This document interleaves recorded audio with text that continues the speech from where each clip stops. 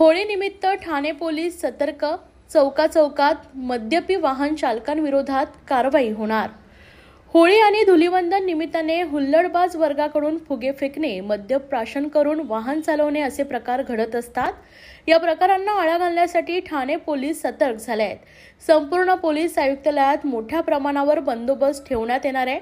ठाणे वाहतूक पोलिसांकडून चौकाचौकात मद्यपी वाहन चालकांविरोधात कारवाई केली जाणार आहे। धुलीवंदन निमित्ताने शहरातील गृहसंकुल तसेच शहरातील चौकात कार्यक्रमांचे आयोजन केले जाते। अनेकदा या कार्यक्रमात तरुण सहभागी झाल्यानंतर तरुण मद्यप्राशन करून बाहेर पडत असतात। दुचाकीवर नियमबाह्य पद्धतीने तिघे प्रवास करत असतात। दुचाकी चालकाकडे हेल्मेट नसतं। मोटार चालकांकडून देखील भरधाव वाहने चालवली जातात।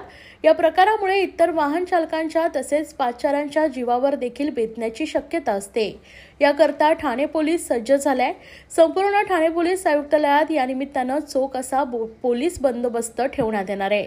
पोलिसांकडून सातत्याने पेट्रोलिंग करण्यात येणार आहे। तसेच होळी आणि धुलीवंदनाच्या दिवशी रेल्वे गाड्यांवर काही समाजकंटकांकडून फुगे, प्लास्टिकच्या पिशव्या फेकल्या जातात।